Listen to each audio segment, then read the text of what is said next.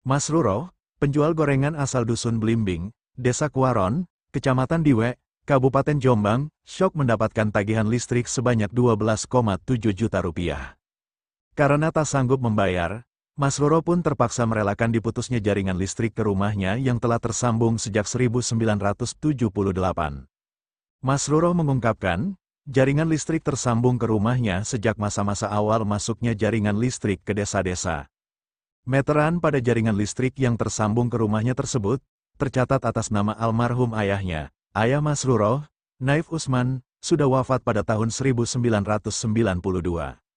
Ia menuturkan, daya listrik di rumahnya pada awalnya memiliki daya sebesar 450 watt yang kemudian diperbesar menjadi 900 watt. Pada perkembangan selanjutnya, almarhum suaminya mengajukan penambahan daya listrik menjadi 1.300 watt. Sepeninggal sang suami pada 2014, Mas Ruro baru mengetahui jika daya listrik yang tersambung ke rumahnya sebesar 2.200 watt. Setelah sang suami meninggal, Mas Ruro membagi rumahnya menjadi 4 bagian untuk disewakan. Uang sewa digunakan untuk biaya hidup, serta merawat dan membiayai sekolah seorang anak perempuan. Sebanyak 3 bagian ditempati oleh keluarga penyewa, sedangkan ia bersama putrinya menempati bagian belakang. Masalah listrik di rumahnya mulai muncul pada tahun 2022. Petugas PLN datang ke rumahnya, melakukan pemeriksaan hingga menduga adanya pencurian listrik.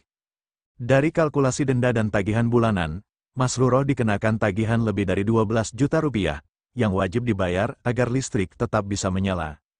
Karena tak sanggup membayar, Mas Ruro akhirnya hanya bisa pasrah saat petugas PLN memutus jaringan listrik di rumahnya. Setelah jaringan listrik diputus, kondisi rumah Mas Ruro dalam kondisi tanpa aliran listrik selama beberapa pekan. Pada perkembangan berikutnya, Mas Ruro bisa menikmati aliran listrik ke tempat tinggalnya dengan menyambung ke rumah tetangga, yang masih berada dalam satu kompleks. Namun, masalah kembali muncul menjelang Hari Raya Idul Fitri lalu. Ia menerima pemberitahuan tagihan listrik sebesar 12,7 juta rupiah yang harus dilunasi agar tetap bisa menikmati aliran listrik.